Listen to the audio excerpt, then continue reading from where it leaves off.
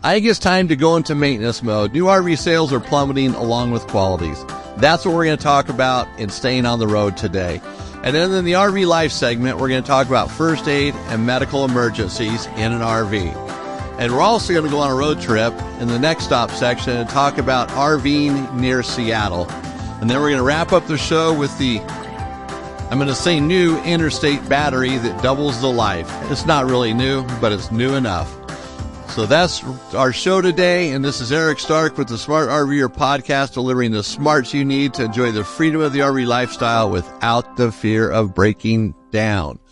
Now, today is episode 144, so let's get into it. And Alexis is here with us today one more time. Hey, all healthy, too. All healthy, ready to go. All right, and enthused. Mm-hmm. So we're not going to talk about much other than the show today. Sounds good, Eric. So let's just get into it and talk about RV first aid and medical emergencies. Yeah, and this is a big one, I think. There are about 8 steps in, making sure you have everything you need for an RV emergency, but we'll let you look at those on your own time. Basically, what we want you to do is just be prepared. Know where you're going, know what you have, put together a first aid kit for yourself, a comprehensive one. Eric mentioned that you can get a really good first aid kit from Jase Medical, Jase Medical. So we'll put the link down there, right? Right. Yep, definitely. Awesome. Yeah, we want you to really think about where you're going and have an exit strategy is an important thing. So know where you're going to be, know what's surrounding you, have some basic knowledge and how to save somebody's life, maybe some CPR, how to get out of there fast, whatever comes up, just prepare yourself a little bit. We want you to be safe on the road. Right. Very good. So there's some good pointers there. So if you go to enjoying the RV life section of the smartrver.com, all the information will be there. And it's very helpful. Alexis brought out some nice points here. And Jase Medical makes great supply kits, or you can build your own. If you feel like that's what you want to do, that's fine. Sometimes it's easier just to buy a kit. And you want to have trauma supplies too, in case you get a real serious wound, cutting something, it's blood's pouring out everywhere. You never know what's going to happen. I've been, doing stuff my entire life out in the deserts and mountains and things, and occasionally a first aid kit does come in handy. Yep, it does. And keeping your senses and knowing where you're at, your surroundings, who you can talk to in case of a severe emergency. Is there someone you can call to help you walk through it, calm you down? Mm-hmm. So, yeah, and you go to the website, more information is there. Really, it's not that complicated. 8 points, as Alexis brought out, really brings it home. You just got to do a little more planning on your end, but these 8 points will walk you right through it. So you got a pretty good plan if something were to go wrong. Okay, so hopefully that's some helpful information for you. And now let's get into staying on the road. We're moving along kind of quick here today. We've been spending a lot of time on a lot of stuff in the past episodes. We're just trying to get to the point today. I don't know what it is. It's a Monday. Get to the meat. That's right. We're all hungry. We want meat, more meat. Okay, so I think it's time to go into maintenance mode. New RV sales are plummeting along with quality. So that's what the title of this section is. Now, there's a little bit to this, and you're going to have to bear with me for a minute as I kind of walk through this. I'm building up to something here.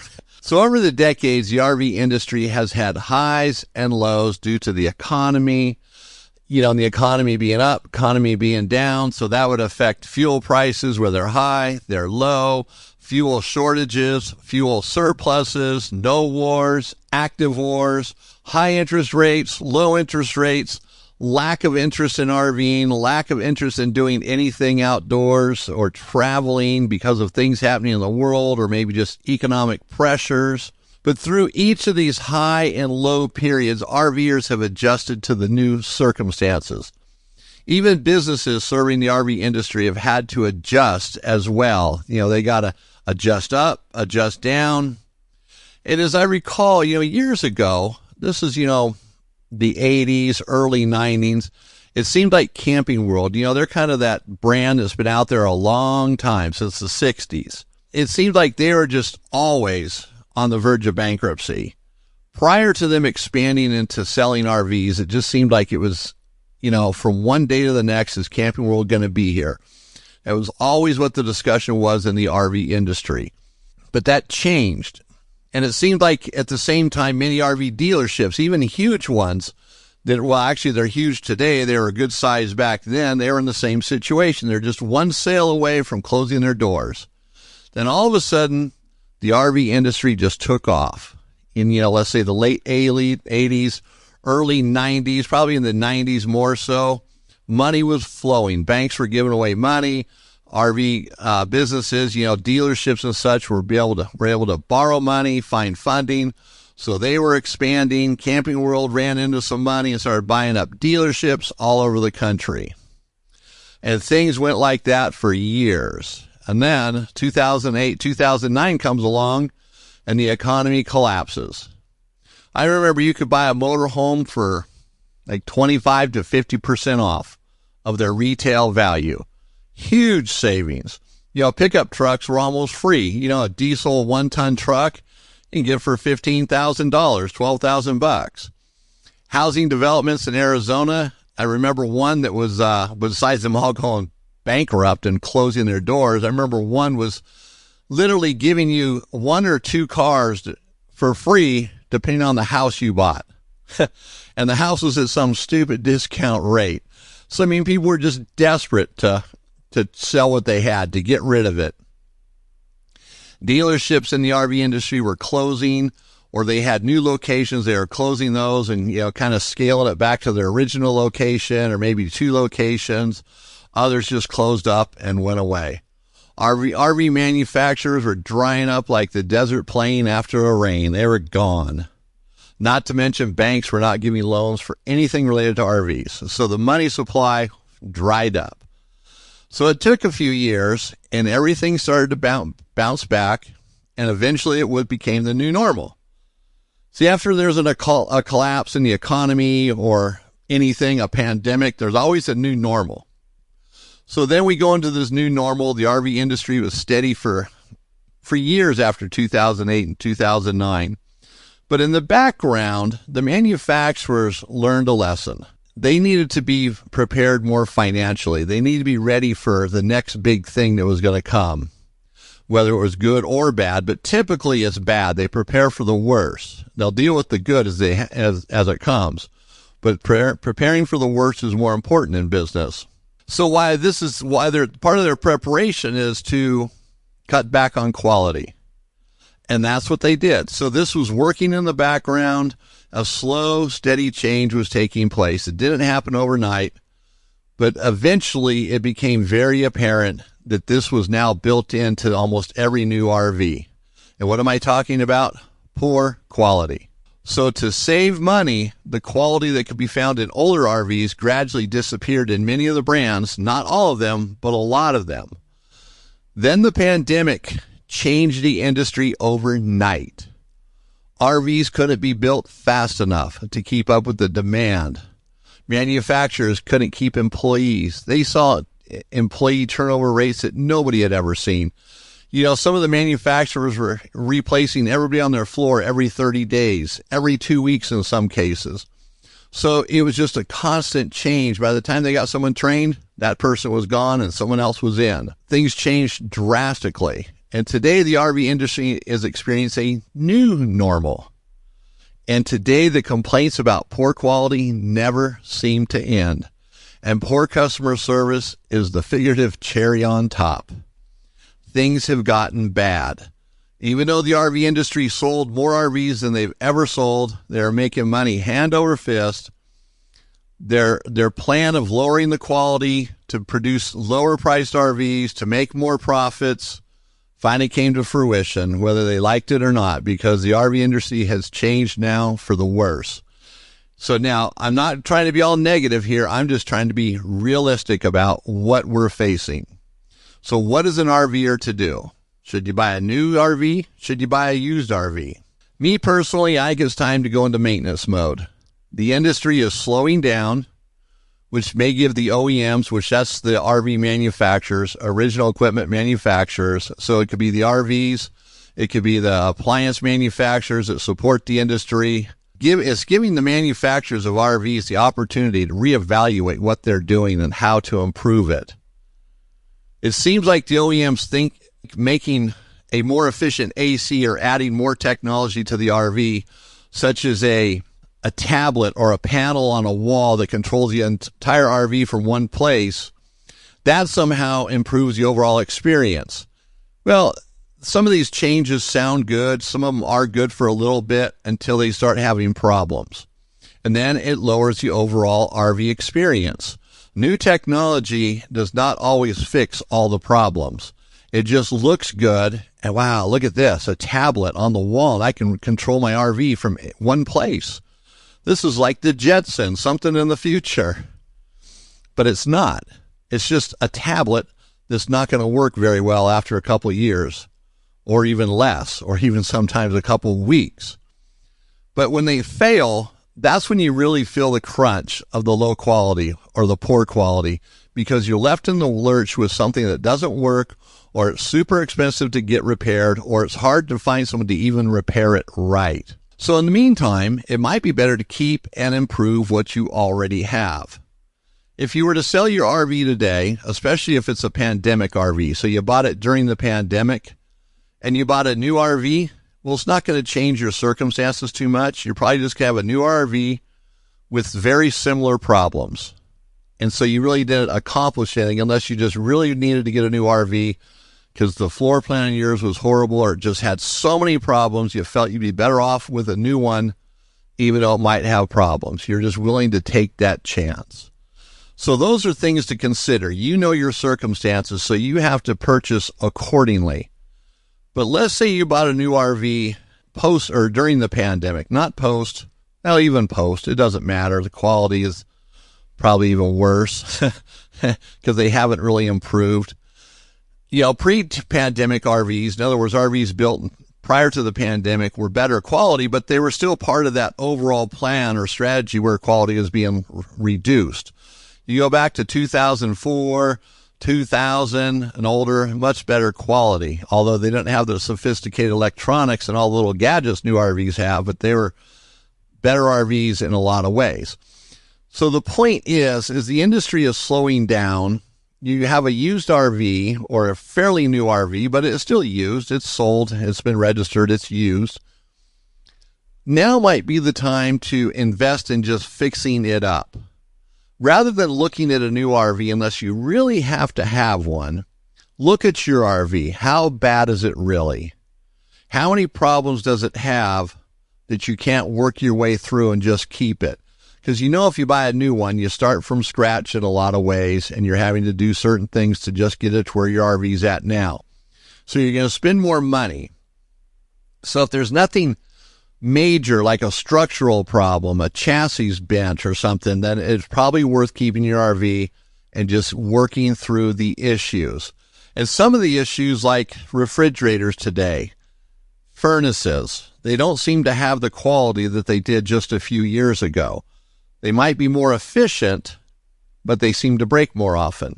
And that probably carries over from brand to brand or brand by brand. Some brands are better than others right now. You have to look at that. If your furnace is going to break every year and you know it's going to need a new sail switch, you know, 20, 30, 40 bucks for a sail switch is not the end of the world if you know that's going to happen. Or maybe it's a circuit board. Yeah, it gets into more money, but if that's the worst it gets is you got a bad furnace that's always going to fail or you know it's going to, then maybe you just keep it going for a few years until the quality changes, hopefully for the better.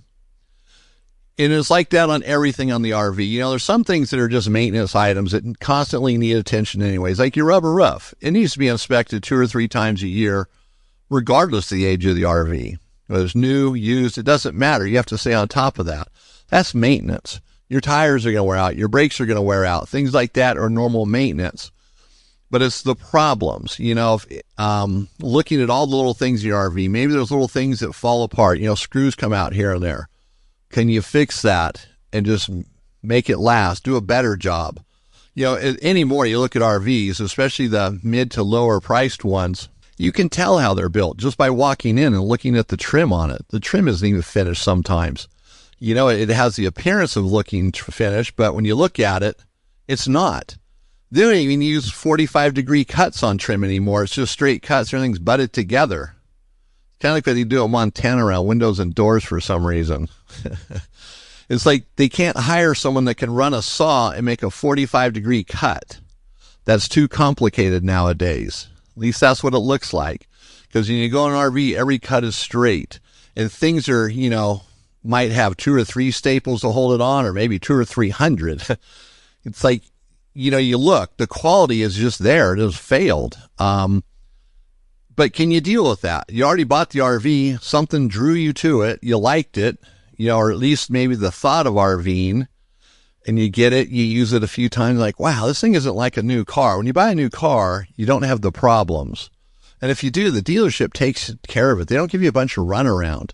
Dealerships for automotive typically do give people runaround in a lot of ways, but with warranty work, they take care of it. RV dealerships, they don't want to take care of it. They don't want to do the warranty work. So you find yourself with this RV that, gosh, what do you do with it? It's new. Can you sell it?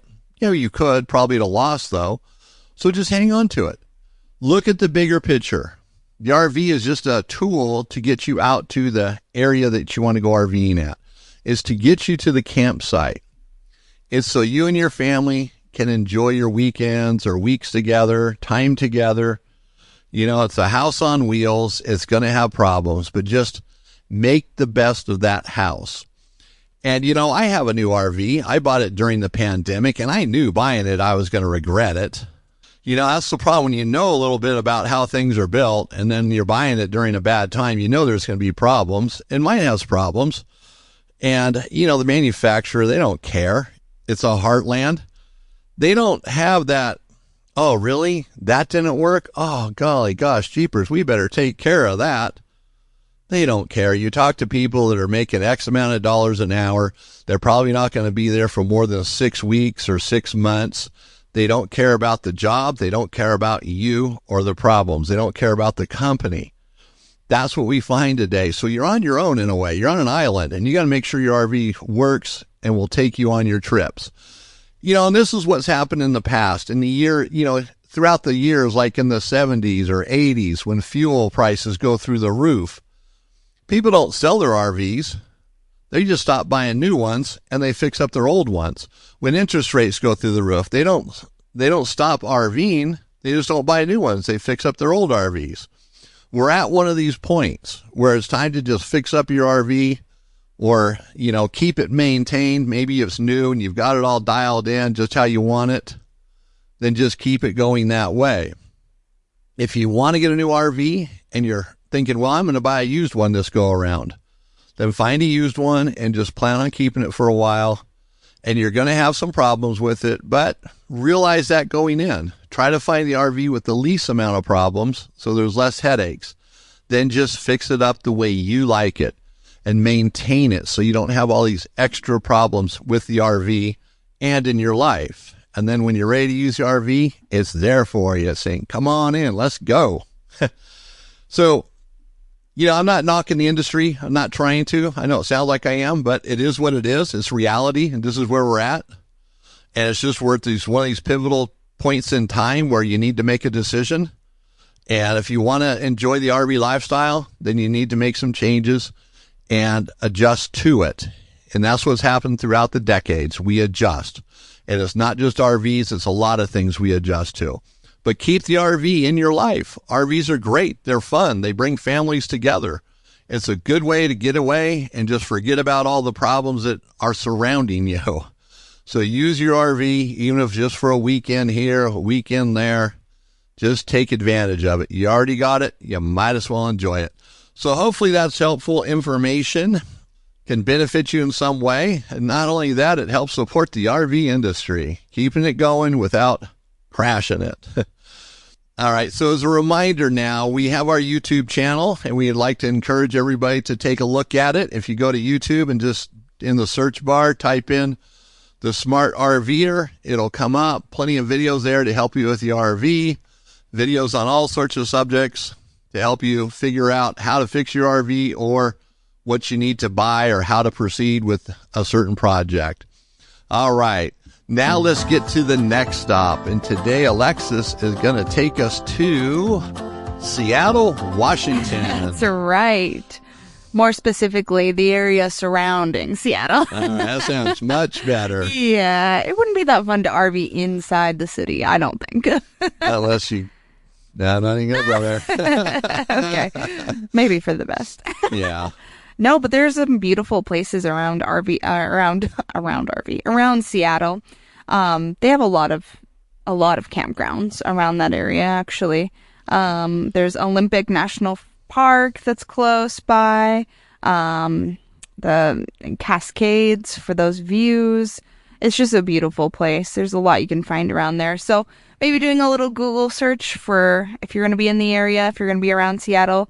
Maybe you're reuniting with family and you want to go camping around that area, then you can do it that way. There's a lot to do, a lot to eat there.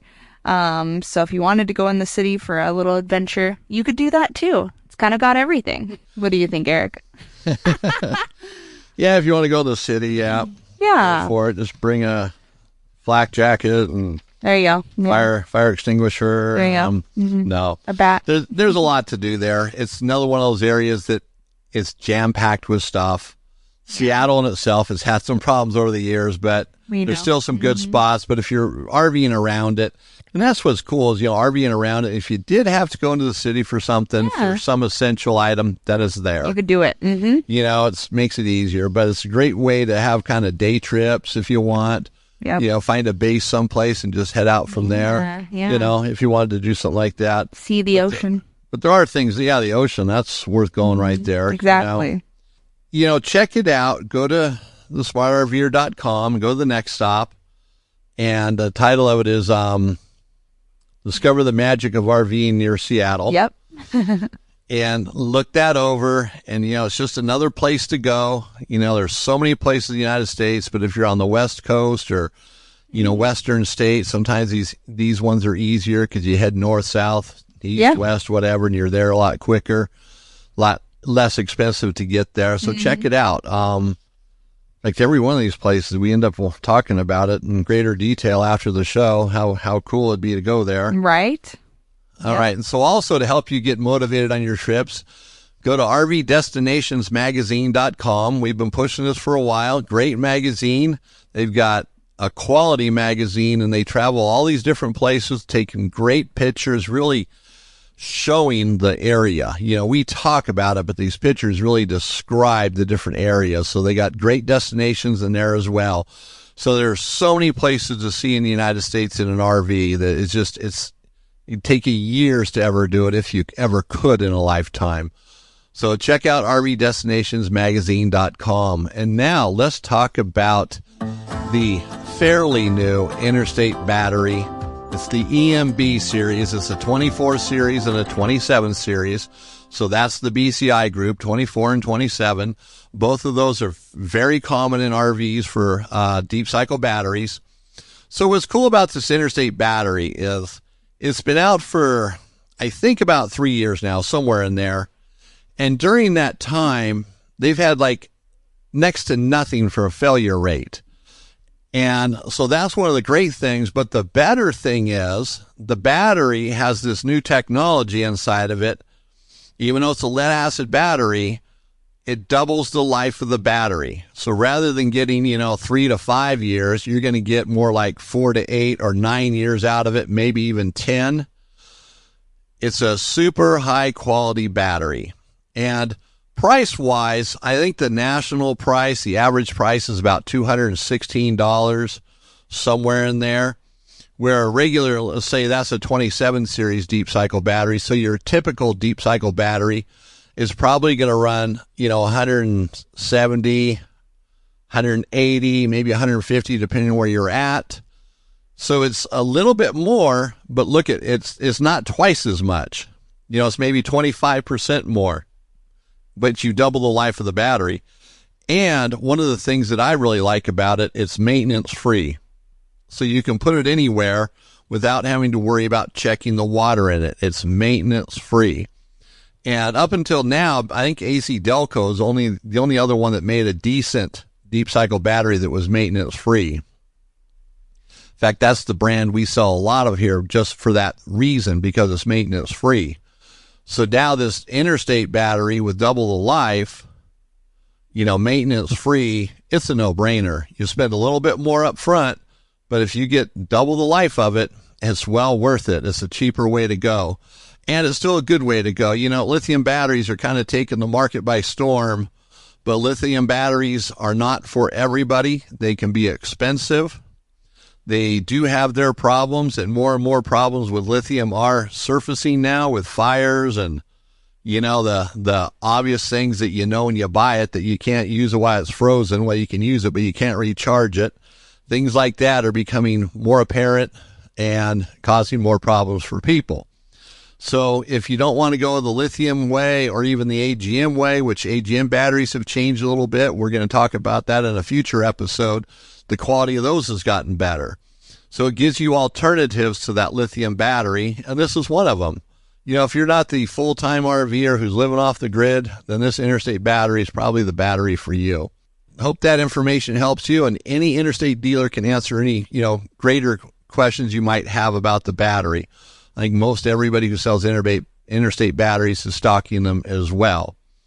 All right, so just as a reminder, one more time, go to our YouTube channel, The Smart RVer. Check out our videos. And that's going to bring our show to an end today. We have done it. That went super quick. Hopefully it did for you in a good way. So it kind of caught me off guard.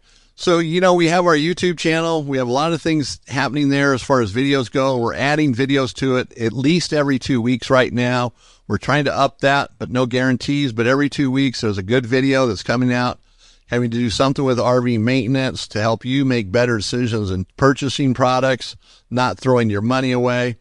There's so much bad product out there now. It's easy to buy stuff that's just not going to last. It's becoming an issue. So go to our YouTube channel, The Smart RVer on YouTube, and you'll be able to get some good advice there.